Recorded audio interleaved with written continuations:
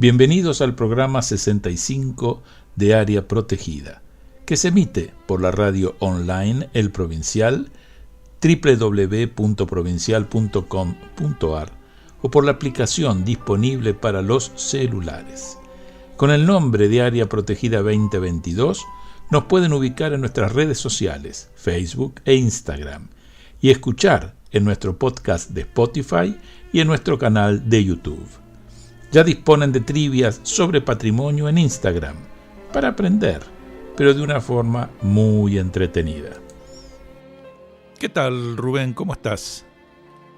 Muy bien, Rodolfo. Buenas noches y saludo también a la audiencia. Y bueno, hoy vamos a trabajar nosotros, porque siempre estamos con invitados e importantes invitados. Bueno, hoy pensamos que tal vez venía bien abordar algunos temas que nos interesa desarrollar. Yo tenía ganas de trabajar, así como en algún momento trabajamos en programas anteriores, con la Carta de Tafco, que es un documento importante.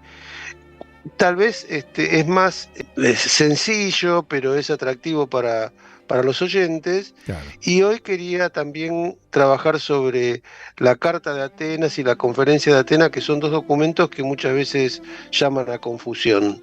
Me parece muy bueno que puedas aclarar, porque es cierto esto que mencionás.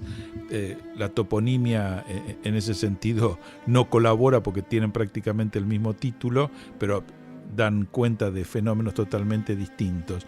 En mi caso, yo simplemente por una cuestión casi de efemérides, se está cumpliendo este año, ¿no es cierto?, los 20 años de lo que fue la Convención del Patrimonio Inmaterial o Intangible, como se quiera llamar, que fue del 2003, muchísimos años después de la primera convención, digamos, que habíamos tenido de patrimonio de la humanidad.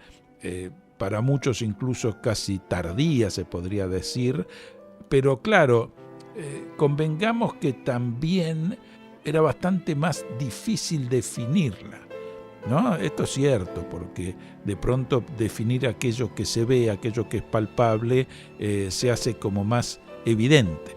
El patrimonio inmaterial, de alguna manera, implica una sutileza en la mirada que realmente requiere un esfuerzo quizás mayor cuando se lo quiere definir. Pero bueno, por suerte esto se ha logrado, y es más, desde la sanción en el 2003 a la actualidad, yo entiendo que se ha ido perfeccionando, se ha logrado, digamos, una minuciosidad mayor, y esto implicó poder incorporar una diversidad de expresiones, ¿no es cierto?, de representaciones, usos y costumbres y demás, más que interesantes, y ya tenemos una larga lista a nivel UNESCO de todo aquello que ha sido reconocido como patrimonio inmaterial de la humanidad. Así que me parece que por ahí está un poco el camino en el programa de hoy. Estás escuchando Área Protegida por el Provincial Radio, con Rubén Vera y Rodolfo Giunta. Bueno, entonces damos comienzo al segundo bloque y, como ya anticipamos, vamos a trabajar nuevamente con unos documentos internacionales que son de alguna forma la materia prima de esta disciplina. Digo materia prima porque después, sobre todo este material intelectual, sobre toda esta producción, después los diferentes especialistas van elaborando y van desarrollando diferentes criterios, cada uno le pone sus matices, y cuando digo cada uno me refiero a diferentes países. Italia sabemos que tiene una fuente fenomenal, Claro, de expertos, bueno, México también, Brasil, en Argentina. En cada uno van desarrollándose diferentes teorías, miradas. Afortunadamente, estamos un poco de a poco corriéndonos de ese sentido eurocéntrico que tiene esta disciplina, y empezamos a poner una mirada más local. Y bueno, quiero trabajar sobre este tema, así como hace otros programas hablamos sobre la Carta de Taxco, sobre la iluminación de los edificios, que me pareció Exacto. atractivo, ¿no? Para el público, que creo que sin entrar en temas muy específicos, de alguna forma ilustra un poco las diferentes posiciones sobre esto y bueno, me pareció que podía ser una carta interesante. Acá, con estas dos cartas, la Carta de Atenas o Conferencia de Atenas del año 31, que es uno de los primeros documentos sobre conservación que fue encauzado por Camilo Boito y Torres Balbás, que fueron los promotores en la convocatoria donde se tuvo la primera reunión internacional sobre este tema, Claro. y que muchas veces, Rodolfo, los colegas confundimos la conferencia de Atenas del año 31, que lo encausa Camilo Boito y Torre Balbás, con la Carta de Atenas del año 33, que en realidad eso fue el corolario de un encuentro de un Congreso Internacional de Arquitectura Moderna, del cuarto Congreso Internacional, porque el primero se hizo allá por el año 28. Pensemos que era plena efervescencia de la irrupción de la modernidad, del racionalismo. Pensemos que la Ville Savoie se hace en el año 29, o sea que Le Corbusier estaba, no digo dando sus primeros pasos, pero irrumpía con fortaleza en un medio, eh,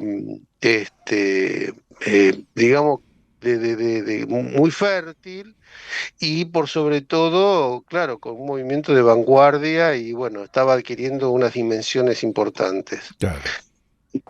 ¿Por qué digo esto? Porque vos fíjate que en el año 87 el, el Colegio Oficial de Arquitectos de Madrid Ujú. saca un librito sobre un curso de rehabilitación y ahí trabaja sobre este tema. Yo lo que estoy haciendo es retomar un poco este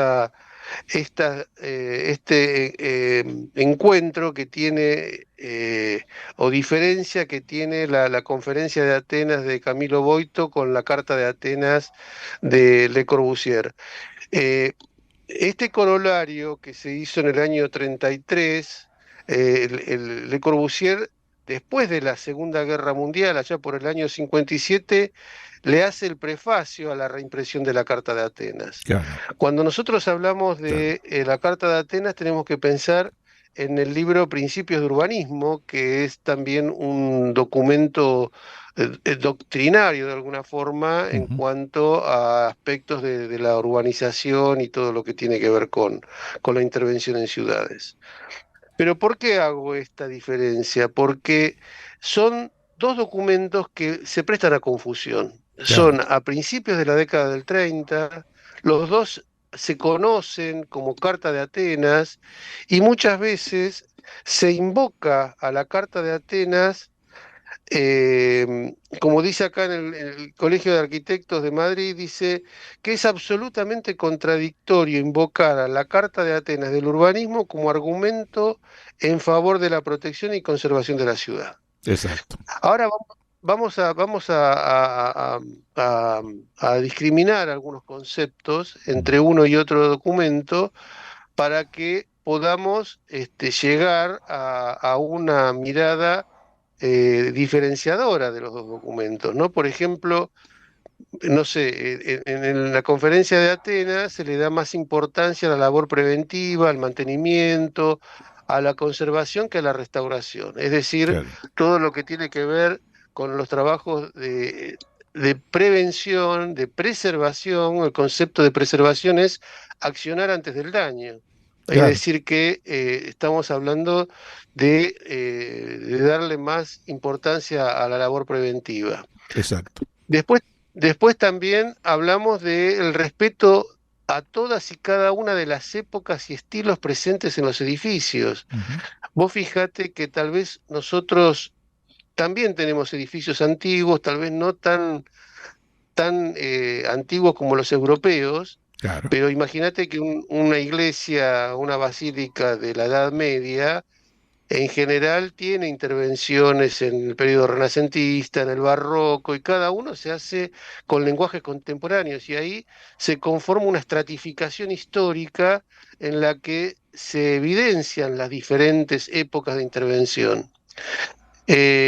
Bueno, y así este documento, la Conferencia de Atenas, sugiere también y recomienda la intervención de equipos multidisciplinarios, recomienda la priorización y el respeto por la ciudad, por los conjuntos, por las perspectivas pintorescas, en proximidades de un monumento histórico.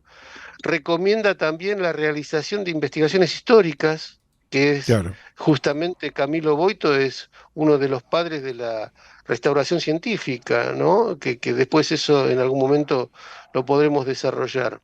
Es decir, que hay mucha información que dan las bases a estos criterios de restauración.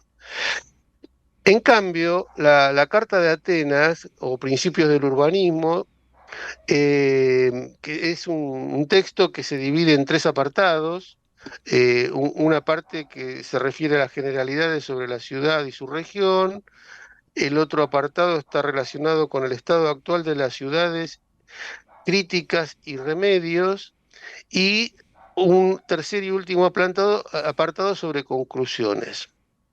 Mejor dicho, capítulos, ¿no?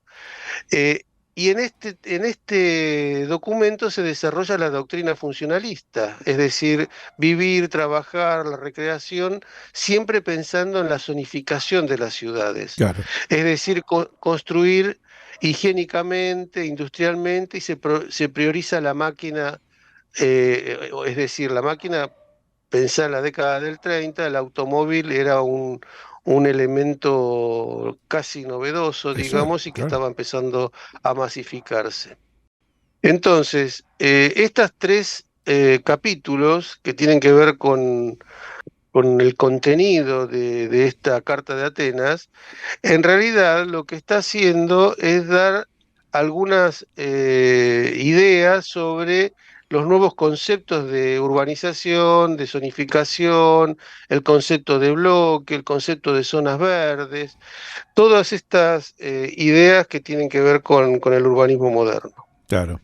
Ahora, vos fíjate, y que esto es algo que yo lo doy muchas veces cuando me toca abordar este tema en clase, el concepto, la esencia de un documento con el otro es que la Conferencia de Atenas trata a los edificios antiguos como enfermos, Ah, mira. mientras que la Carta de Atenas de Le Corbusier trata a los edificios antiguos como muertos. Ujú. Entonces, acá es donde viene la principal diferencia. Claro, Porque vos con un muerto, ¿qué podés hacer? claro. Lo podés reverenciar, lo podés homenajear, pero siempre es un muerto y siempre tiene un digamos, como una presencia estática, sin vida en una ciudad. Exacto. Mientras que un edificio, si vos lo tratás como un enfermo, ¿qué podés hacer? Lo podés curar y lo podés traer a la vida activa de la Exacto. ciudad. Exactamente. Fíjate, y yo me voy a tomar si me quedan unos minutos, voy a leer, para ser preciso, voy a leer el apartado 66 de la Carta de Atenas de Le Corbusier, y dice: los testimonios del pasado serán salvaguardados si son expresiones de una cultura anterior y si responden a un interés general. La muerte, que no perdona a ser vivo alguno, alcanza también a las obras de los hombres. Entre los testimonios del pasado hay que saber reconocer y discriminar los que siguen aún con plena vida. No todo el pasado tiene derecho a ser perenne por definición. Hay que escoger sabiamente lo que se debe respetar. Fíjate que está hablando de edificios que han muerto, casi Exacto. si nos remontamos a la época de Raskin, ¿no? Ujú. Con respecto a esta posición. Ahora, vos fíjate que si nosotros pensamos en un edificio como enfermo, nosotros lo que tenemos que hacer es recuperarlo Ujú. y traerlo a la vida activa. Sí. Si, esto me recuerda de alguna forma a Marina Weissman, que es una teórica cordobesa, una profesora nuestra de hace ya unos años, que tiene escritos sobre este tema y que habla sobre justamente la necesidad que todo este patrimonio histórico, todas estas construcciones que nosotros heredamos de nuestros antepasados, cumplan un rol activo en la sociedad. Exacto. Por eso es necesario recuperarlos, es necesario este, que ese patrimonio desempeñe un papel activo y que forme una presencia real indispensable en la ciudad. Eh, entonces, vos fíjate que muchas veces, incluso colegas de nuestra generación especialmente, yo siempre lo trato de ubicar temporalmente todo esto porque yo me recibí en el año 83 y no tuve formación de grado sobre temas de patrimonio. Claro. En general son todos temas de estudio de posgrado. Hoy en día hay centros de estudios, de universidades que sí ya incorporan de alguna forma, aunque sea en una materia lectiva, en la formación de grados, o hay también bastantes casos como la Universidad de Mar del Plata, la de La Plata, la de Buenos Aires, en Córdoba, en Mendoza recientemente, donde se dan cursos de posgrado sobre patrimonio. Pero los arquitectos de mi generación, nosotros nos educamos con esa concepción y que muchas veces está equivocado al invocar la Carta de Atenas pensando en Le Corbusier y no pensando en Camilo Boito. Claro. Entonces, ¿nosotros qué decimos? Y bueno, es mejor demoler un edificio y construir a nuevo que recuperarlo, que curarlo, que sanarlo y traerlo a la vida activa. Vos fijate que esto es un caso o una situación que se da con mucha frecuencia porque hemos escuchado infinidad de veces hablar a colegas y demoler edificios antiguos para hacer obra nueva y tal Claro. vez el mismo volumen de edificio de obra nueva, cosa que ya está comprobado por estadística que es mucho más económico recuperar un edificio antiguo que construir una obra nueva. Claro. Acá se presentan otros problemas que ya tendríamos que entrar en otro aspecto que tiene que ver con la planificación urbana, por qué los códigos de planeamiento urbano son como son, qué pasa con la incidencia de la especulación inmobiliaria, ¿no? Es decir, que son temas complejos, pero yo simplemente quería reflexionar sobre esto porque confundir la Carta de Atenas de Le Corbusier, que es un arquitecto conocido, prestigioso, incluso muchas veces lo hemos elogiado, por supuesto, porque no deja de ser un maestro de la arquitectura, pero algunas veces ciertas construcciones teóricas se van para otro lado. Así que, bueno, yo quería dejar esta mirada para poder diferenciar estos documentos, porque a mí me parece que eh, con el tiempo iremos haciendo un barrido de otras cartas, otros documentos internacionales, qué sé yo. Por ejemplo, hoy sabemos que estamos viviendo un tema serio como la guerra de Rusia con Ucrania Ujú. y tal vez en algún momento podamos trabajar sobre la Convención de La Haya, que es del año 54 y que tiene que ver con la protección de los bienes culturales en caso de conflicto armado, Exacto. ¿no? Bueno, y así como ese, tantos otros que son muy importantes y bueno, la figura y la presencia de ICOMOS como organismo internacional ha aportado muchísimo material. Ahora vamos a hacer una pausa musical con el tema El Porá, un chamamé, interpretado por Ever Domínguez.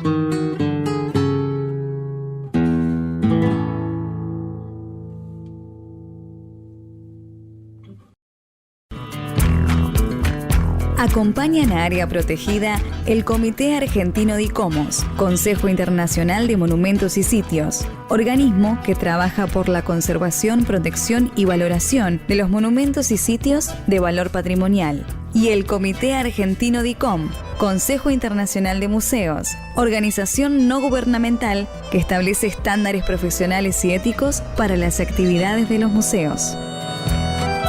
CICOP, Centro Internacional para la Conservación del Patrimonio, organización no gubernamental que desde hace 30 años trabaja en pos del conocimiento y conservación del patrimonio cultural.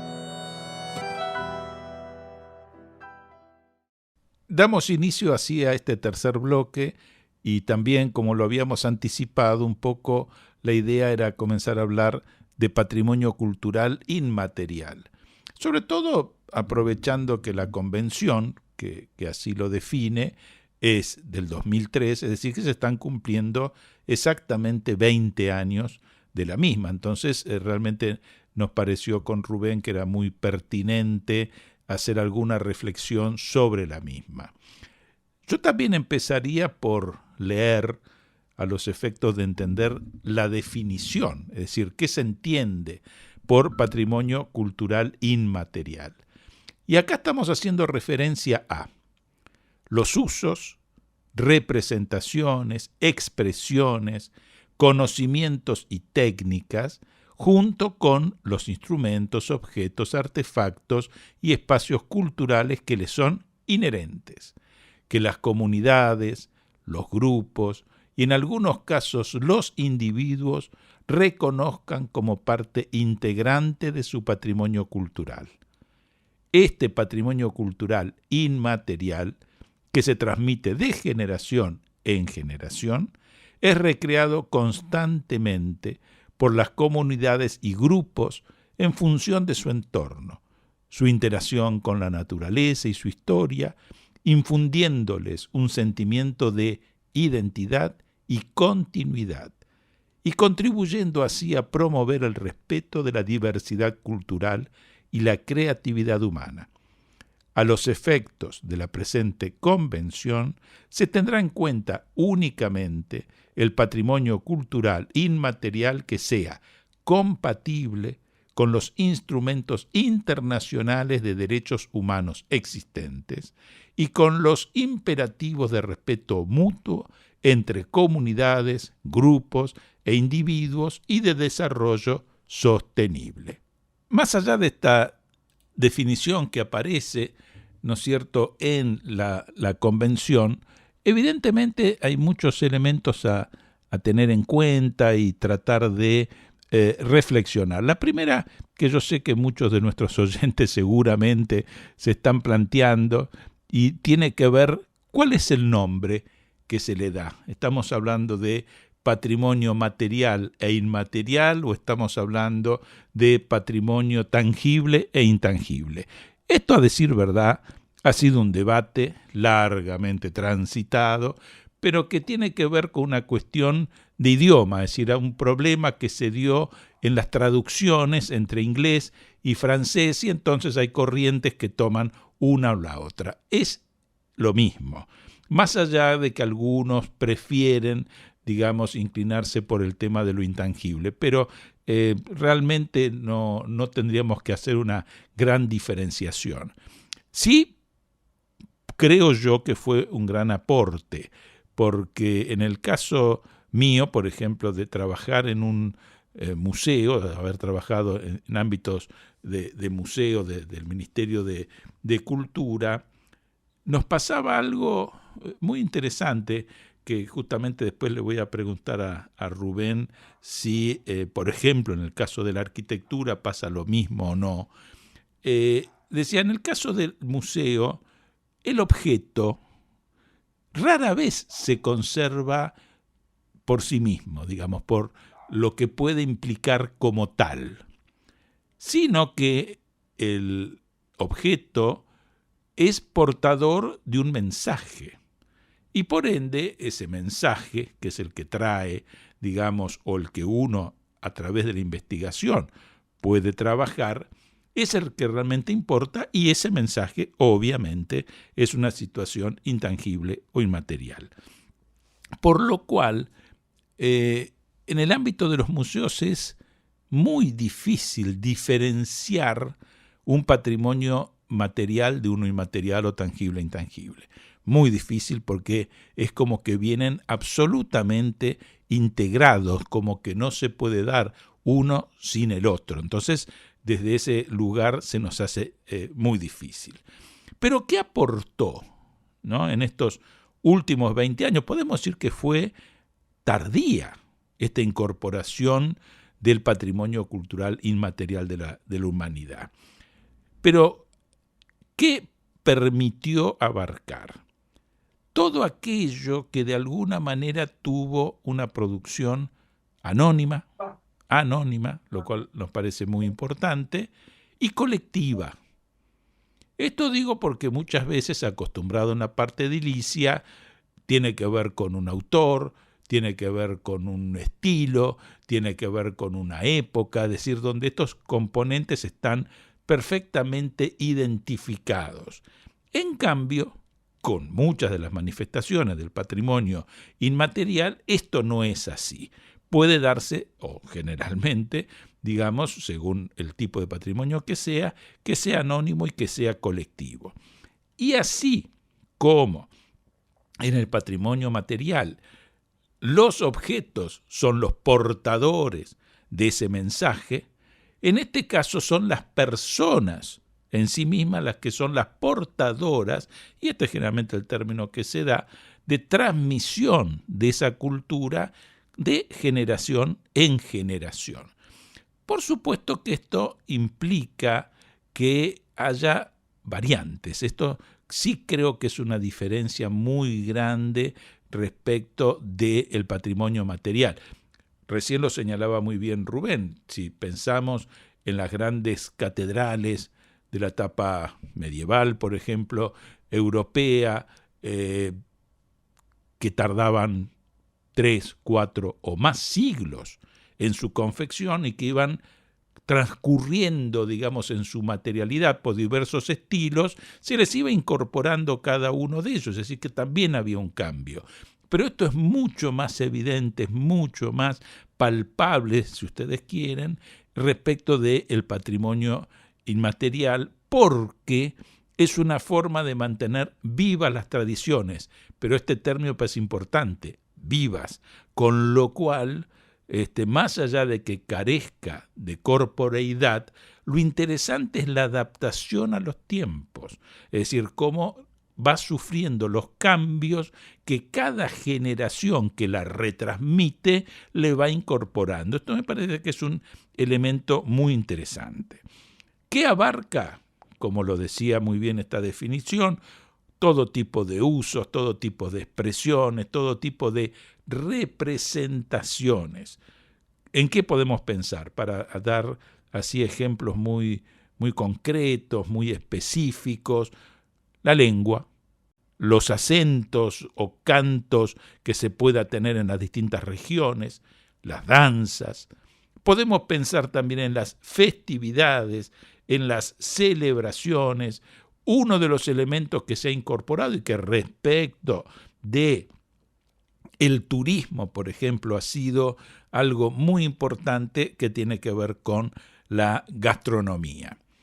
Esto digo porque, a decir verdad, el aporte de esta idea de patrimonio cultural inmaterial vino a revertir algo que se temía muchísimo con la globalización, donde se pensaba que las diferencias se iban a homogeneizar, que ya no iba a haber posibilidad de pensar en instancias diferenciadas o de diversidad cultural, y el patrimonio cultural inmaterial trajo una respuesta y permitió, si quieren ustedes, acentuar rasgos identitarios de las distintas comunidades y otorgarles, además, a estos elementos valores de tipo universales. Vamos a pensar en un programa que hemos tenido hace poco con Roxana Amarilla, de Matria, es decir, que justamente estuvimos hablando con ella con las artesanías, porque es un elemento al que muchas veces se hace referencia cuando se habla de patrimonio cultural inmaterial. Pero, ¿qué es de la artesanía lo que es patrimonio? De tipo intangible me refiero. La técnica. Y esto es lo que se transmite, no el objeto, no el producto, obviamente, lo que fuera que se haga, porque eso es material, eso sí es tangible, pero lo que tiene que ver con el elemento intangible es justamente la transmisión por generaciones de una determinada técnica. Vamos a ver, porque esto también me parece interesante, tener en cuenta cómo se fueron dando en nuestro país y cuáles fueron los argumentos para obtener elementos de nuestra cultura que hayan sido reconocidos como patrimonio de la humanidad. Uno de los primeros fue el tango. Este fue inscrito en el año 2009 y la proposición, digamos, sale el año anterior desde el Ministerio nuestro de Cultura en la ciudad de Buenos Aires, donde conviven instancias que es a nivel rioplatense, acá está incorporado Argentina, pero está también incorporado Uruguay, donde justamente se estableció. Dice, la tradición argentina y uruguaya del tango, hoy conocida en el mundo entero, nació en la cuenca del Río de la Plata, entre las clases populares, ¿no es cierto?, de las ciudades de Buenos Aires y Montevideo. Dice, en esta región donde se mezclan los inmigrantes europeos, los descendientes de esclavos africanos y los nativos criollos, se produjo una amalgama de costumbres, creencias y ritos que se transformó en una identidad cultural específica.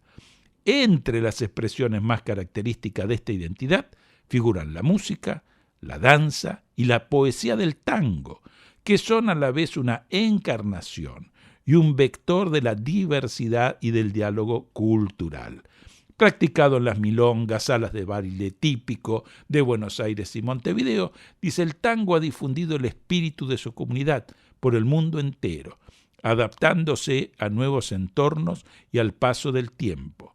Esa comunidad comprende hoy músicos, bailarines profesionales y aficionados, coreógrafos, compositores, letristas y profesores que enseñan este arte y hacen descubrir los tesoros vivos nacionales que encarnan la cultura del tango.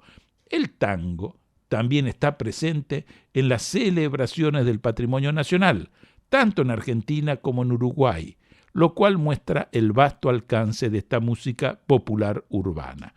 Yo debo confesar al respecto que en su momento a mí me había llamado mucho la atención que se enseñara tango en universidades de Holanda y que hubiera una repercusión tan fuerte respecto a la tradición. Mucho más, y creo que todos nos hemos asombrado, ahora ya casi nos hemos acostumbrado, que el tango tuviera tanta difusión y tan buenos bailarines, algunos de los cuales han ganado concursos internacionales de baile de tango en nuestra ciudad de Buenos Aires, de Japón.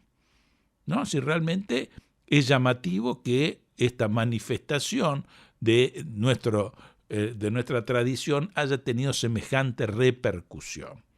Otro elemento que forma parte, ¿no es cierto?, o que ha sido reconocido como patrimonio cultural y material de la humanidad, ha sido el filete porteño de Buenos Aires, que es una técnica pictórica tradicional. Esto se dio en el 2015, fue propuesto en su momento en el 14, y ¿cuál fue, digamos, el argumento? Dicen, el filete porteño de Buenos Aires es una técnica pictórica tradicional que combina los colores vivos con estilos tipográficos específicos.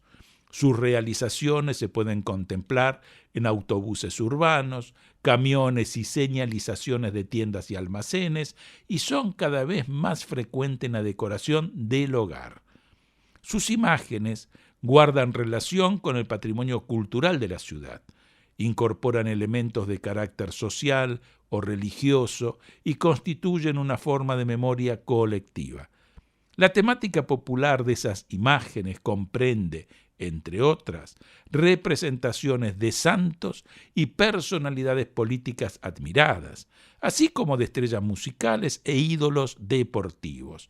Los dibujos van a veces acompañados de dichos y refranes. La ejecución de esa técnica pictórica tradicional comienza con la realización de un dibujo que se traslada a un soporte. Luego se ultima el trabajo utilizando pintura sintética, barniz, coloreado y unos pinceles especiales de pelo largo. Los artesanos especialistas en fileteado transmiten su técnica a todas las personas deseosas de aprenderla. Este fue el segundo elemento que fue incorporado como patrimonio, y el último, al momento último, ha sido el chamamé. Este fue inscrito en el año 2020, en la institución, digamos, que lo promovió fue el Instituto de Cultura de la provincia de Corrientes, en el cual se decía que la práctica de esta expresión cultural está muy extendida en la provincia de Corrientes y entre sus principales componentes figura una danza que sus ejecutantes bailan fuertemente abrazados, así como eventos festivos llamados musiqueadas, invitaciones, plegarias y el zapucay, un peculiar lanzado con un movimiento del cuerpo que expresa emociones y sensaciones profundas de alegría, tristeza, dolor o valentía. En un principio, la música del chamamé se interpretaba con vihuelas y violines, a los que luego se añadieron guitarras, armónicas, bandoneones, contrabajos y acordeones diatónicos de 2 hileras. En su origen, las canciones eran cantatas religiosas y sus letras, al igual que los poemas, se cantaban y declamaban en la lengua autóctona de la región, el guaraní, pero actualmente se transmiten en dialecto yopará, que es una mezcla de español y guaraní. La música y el baile de este elemento del patrimonio cultural inmaterial son componentes importantes de la identidad regional y desempeñan un importante papel social, porque suelen estar presentes en todo tipo de celebraciones comunitarias, familiares, religiosas y festivas. El chamamé pone de relieve toda una serie de valores esenciales: el amor a la tierra en que se ha nacido, a su fauna, a su flora, la devoción de tipo religioso, es decir, una manera de ser y estar de los humanos en armonía, digamos, con la naturaleza y con la espiritualidad. Todo esto tiene que ver entonces con el patrimonio inmaterial que ha sido reconocido de nuestro país. En esta convención de la UNESCO se había elaborado algo así como un cuadro donde se van a explicitar los alcances que tiene el patrimonio inmaterial respecto de los usos, las expresiones y las representaciones que se manifiestan, ¿dónde? Primero en las tradiciones y expresiones orales, lógicamente, la música tradicional, la danza y el teatro, los usos sociales, rituales y actos festivos, los conocimientos y usos relacionados con la naturaleza y el universo y las tradiciones de artesanías. Pero además también tiene que ver con ese conjunto de técnicas y conocimientos que produce objetos y espacios que le van a ser inherentes y que obviamente las comunidades y grupos reconocen como parte integrante de su patrimonio cultural, son transmitidos, como habíamos dicho, de generación en generación, son constantemente recreados, esto es muy importante, e infunden en las comunidades y grupos un sentimiento de identidad y de continuidad. Son compatibles con los instrumentos internacionales de los derechos humanos. Este es un poco, digamos, para plantearlo de esta manera, un paisaje general respecto de este patrimonio intangible que nos parece importante por todo lo que aportó para que sea reconocido por los otros y a su vez afianzar la identidad, por supuesto, de cada una de las comunidades. Así que en estos 20 años respecto de la convención nos parecía interesante, por ser tan reciente, tener en cuenta, digamos, cómo fue evolucionando en el tiempo.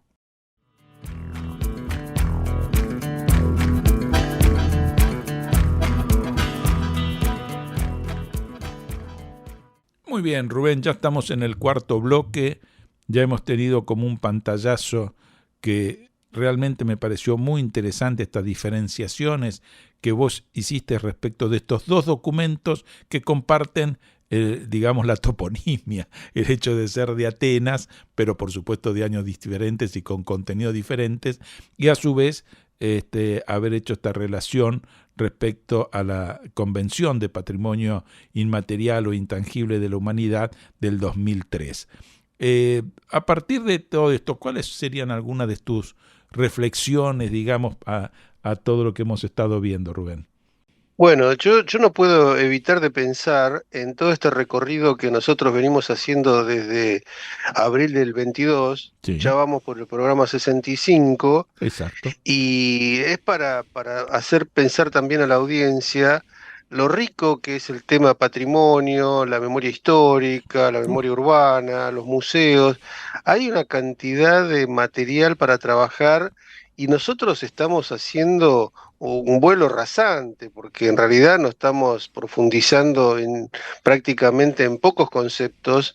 Y bueno, tal como lo expresaba en el segundo bloque, sobre esta advertencia que hace el Colegio Oficial de Arquitectos de Madrid y que nosotros lo vivimos también en nuestra comunidad de profesionales, de confundir estas dos cartas. Claro, Y no solo que se confunde, sino que tiene consecuencias gravísimas, ¿no? Para nuestro patrimonio. claro. Pero a mí me gustó también, y también para sumarme a lo que vos planteabas sobre el patrimonio inmaterial, que realmente son lo inmaterial y lo material son inseparables. O Claro. sea, siempre están los dos absolutamente concatenados, son indivisibles, y yo creo que tiene que ver también, porque vos fíjate, y esto es lo que me gustaría transmitirle al público, es que lo inmaterial, el patrimonio cultural, el patrimonio natural, el patrimonio inmaterial, en realidad es todo una misma cosa, nada más que por su especificidad es necesaria separarla en provincias, separarlas en conceptos Ujú. o en canales diferentes para poder abarcarlo, porque si no es imposible trabajar sobre todo así entrelazados. Lo que vos decías sobre las técnicas y las técnicas artesanales tradicionales, bueno, toda la referencia que hiciste sobre lo inmaterial, yo me acordaba de la entrevista que tuvimos con Delgado Delgadillo del Perú, Sí, cuando habló sobre los casos de patrimonio inmaterial que tiene Perú, y me acordaba puntualmente de ese puente colgante que tiene, que creo que se llama, que es Huachaca o algo así, no sé si lo estoy diciendo bien, que es ese puente que se teje todos los años con una técnica tradicional, y ese puente, que es milenario, en realidad lo material son fibras nuevas, son fibras claro. actuales, pero sin embargo la técnica de tejido es milenaria, ¿no? Es tradicional. Digo esto porque a mí me hizo pensar cuando vos hablabas de lo inmaterial y del concepto de autenticidad, porque vos fijate que en algún momento, en el encuentro en Nara, en la década del 90, se habla de estos temas porque pareciera que eh, eh, para aquellos países, para aquellas regiones donde se trabaja en adobe o se trabaja en madera o se trabaja en tejidos, Ujú. lo importante es sostener esas técnicas artesanales tradicionales Claro. y no tanto la materialidad. Entonces, vos fíjate que ahí se abrieron nuevas corrientes de pensamiento para avalar estas situaciones. Y bueno, tan es así que eh, el, el patrimonio cultural inmaterial de la humanidad hoy llegamos prácticamente a más de 1.100 casos en todo el mundo, ¿no? Claro. Entre danzas, artes del espectáculo, tejidos, rituales, actividades festivas. Es decir, que afortunadamente se le presta mucha atención a todo eso y creo que es un acierto enorme esta convención porque no solo compromete al país, sino que lo pone en este entramado universal o Ujú. mundial, digamos, para que ese país se comprometa como Estado parte Exacto. ante, ante todo el mundo de proteger esas producciones, ya sean materiales o inmateriales, ¿no? En este caso. Vos fíjate, Rubén, que hay algo que me parece que es muy interesante recordarle, porque sin duda esto sí lo saben nuestros oyentes, pero a veces cuando uno tiene que tomar conciencia que durante muchos tiempos, siglos, se habían ponderado, por así llamarlo, 7 maravillas del mundo antiguo, ¿no? Que valía la pena rescatarlas, queda una sola, ¿no? Que es esa gran pirámide de 2500 años antes de Cristo, que era la del faraón Keops en Giza, en Egipto, porque todas las otras, los jardines colgantes de Babilonia fueron destruidos en el 126, el templo de Artemisa, respecto de la luna, que estaba en Éfeso, Turquía, también desapareció. La estatua de Zeus en Olimpia, ¿no es cierto?, que después fue llevada a Constantinopla y después también terminó desapareciendo. El mausoleo del Halicarnaso, en lo que sería Bodrum, en Turquía, el famoso coloso de Rodas, dedicado al dios Helios de Grecia del siglo III a.C., o el faro de Alejandría. ¿Cuántas cosas, ¿no? Es decir, a ese universo tan pequeño que se fueron, ¿no es cierto?, perdiendo. Y de pronto, claro, uno piensa, porque vos nombrabas a Camilo Boito, qué interesante, porque a toda esa polémica respecto de conservación, restauración del siglo XIX, con aquellas primeras intervenciones de Viollet-le-Duc, que después fueron bastante criticadas por el posible problema del falso histórico, y que después vino, digamos, esta situación que vos nombraste de Jan Raskin, cuando respecto de Venecia decía, bueno, es preferible que se queden las ruinas como están, eso es auténtico, no hagamos intervenciones que pueden implicar situaciones de falsedad. Y a partir de ahí se abre ese camino, ¿no?, de esta restauración científica. Vos lo nombrabas para las primeras de las cartas de Atenas, Camilo Boito, que evidentemente trató de conciliar esas posturas tan extremas, y ahí se arma ya evidentemente un camino de mucha riqueza, pero ya estamos hablando del siglo XX, son situaciones recientes, como esto del patrimonio inmaterial, que es del siglo XXI, principios. Es decir, que esa toma de conciencia y esta posibilidad que se llegue a acuerdos a niveles internacionales para la conservación, realmente para mí son muy meritorios. A veces nos suena como que fue tardío, ¿no?, que tardamos mucho tiempo en darnos cuenta en que era necesario, pero bueno, vos fíjate que yo creo que uno de los elementos más contundentes en hacernos tomar conciencia, vos hoy hablabas de la guerra de Rusia y Ucrania, fueron las dos guerras mundiales que justamente pusieron en riesgo el patrimonio, e incluso hubo instituciones que surgieron por ello, ¿no? Es decir, el ICOM y demás tuvieron que ver con decir, bueno, ¿qué hacemos frente a esto? Y cómo protegemos aquello que sea patrimonio, ¿no? Sí, incluso fíjate que cuando nosotros hablamos de protección de nuestro patrimonio, estamos hablando de una disciplina relativamente joven, Por ¿no? eso, Porque el primer aparato jurídico es de principios del siglo XIX. tal cual. Y como decías vos, recién en la segunda mitad del siglo XIX aparecen diferentes corrientes de pensamiento que los concilian Camilo Boito, y a partir de ahí, digamos, la escuela italiana y hay otras escuelas empiezan a deliberar sobre esta temática.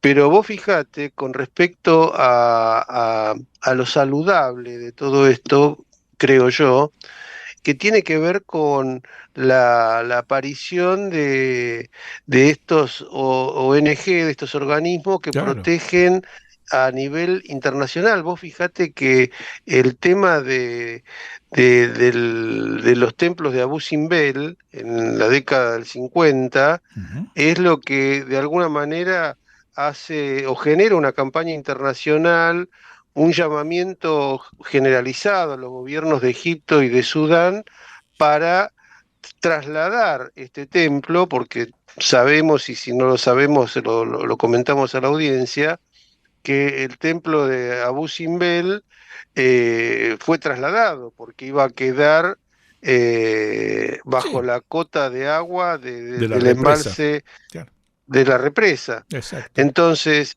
y eso gracias al compromiso internacional, y se hicieron aportes de todo el mundo para poder salvar esa maravilla que tiene que ver con los templos de Ramsés II. Yo creo que así como uno salvaguarda o protege los bienes materiales, Ujú. los templos, todas las representaciones que tienen un soporte material. Me parece maravilloso que, aunque sea algo tardío, estemos celebrando la aparición hace 20 años, en el 2003, que aparece la Convención del Patrimonio Inmaterial, para la defensa de todo esto que vos acabás de describir tan detalladamente. Sí, de todas maneras, imagínate que es impresionante todo lo que abarca, porque podemos hablar de la música ritual, de las cuestiones de la magia, de los distintos tipos de cantos, de las músicas, por supuesto, tradicionales que habíamos nombrado. Es decir, pero es una lista interminable de tradiciones orales, de trabajos en distintos materiales, ¿no? De la cestaría, de las cuestiones que tienen que ver con la cerámica, que tienen que ver con los cueros. Es decir, bueno, con tantos elementos que, por ejemplo, en nuestro país, cada provincia tiene su situación específica y tan valiosa, ¿no? Y que ojalá que esas técnicas, que algunas provienen de la etapa de los pueblos originarios y otras se fueron incorporando, ¿no es cierto?, tanto con la situación española como de aquellas instancias de inmigración forzadas, como pudo haber sido la africana u otras que provinieron mucho más tarde, fueron generando un conjunto que realmente es de un valor extraordinario y que ahora, gracias a esa conciencia que se ha tomado, comienza a pensarse en la salvaguarda. Pensemos de la cantidad de lenguas que había, increíble, y que ahora están quedando pocas y muchas, como ya no se practica, ya no se habla, con gran riesgo, ¿no es cierto?, de perderse. Entonces, yo creo que eso también nos tiene que hacer reflexionar sobre esa necesidad, ¿no es cierto?, de defender en última instancia lo nuestro, es nuestra cultura y forma parte de nuestra identidad. Sí, incluso cuando nosotros hablamos de lo inmaterial, también no tenemos que olvidar que eso lo señaló en su momento cuando vino Miguel Iguarade de México. O sea, ¿te acordás que Sí, hicimos una totalmente. entrevista cuando habló de la gastronomía también, Exacto, ¿no? Que tiene exacto. que ver que está emparentado absolutamente con esto. Pero bueno, la verdad que yo creo que cada vez que nosotros empezamos a incursionar en estas temáticas y eh, damos cuenta de la riqueza que tiene todo esto, cuando uno habla de patrimonio y de la importancia para el conocimiento histórico, porque Ujú. al fin y al cabo, el sostener, conservar, proteger todo lo que nosotros heredamos, tiene que ver con la posibilidad que arqueólogos, investigadores, diferentes científicos en un futuro puedan decodificar ese mensaje que Ujú. viene en todas estas heredades y puedan enriquecer el conocimiento histórico, porque yo creo que eso no lo tenemos que perder de vista, Claro. más allá de la importancia de la conservación po- para, para dejarlos a generaciones futuras. Ujú. El sentido que yo veo siempre y que no lo perdemos de vista es que protegerlo en su autenticidad para que generaciones futuras puedan enriquecer el conocimiento histórico, puedan decodificar ese mensaje y ayudar al conocimiento del histórico. Sí, y disfrutarlo, porque también lo que tenemos Sí, que tener en cuenta es que el patrimonio genera un disfrute muy grande, sobre todo si se lo sabe leer, ¿no? Es decir, que hay que hacer todo un trabajo al respecto, quizás no sea innato, quizás vale la pena, digamos, que se incorpore su enseñanza ya en las instancias educativas iniciales, una primaria, un secundario en nuestro sistema. Y creo que porque eso que se conserva, aquello que se quiere, el quererlo es porque se lo conoce, el quererlo es porque uno puede entender todo lo que algún elemento, ya sea material o inmaterial, encierra y que eso se puede realmente disfrutar y mucho. sí, por supuesto, y por sobre todo lo que siempre hablamos de la apropiación, Ujú. del sentido de pertenencia, de tomarlo Claro. como propio para dejarlo a las generaciones futuras, ¿no? Como siempre decimos. Así es. Te mando un abrazo grande, Rubén. Suerte, nos vemos en la próxima. Sí, señor.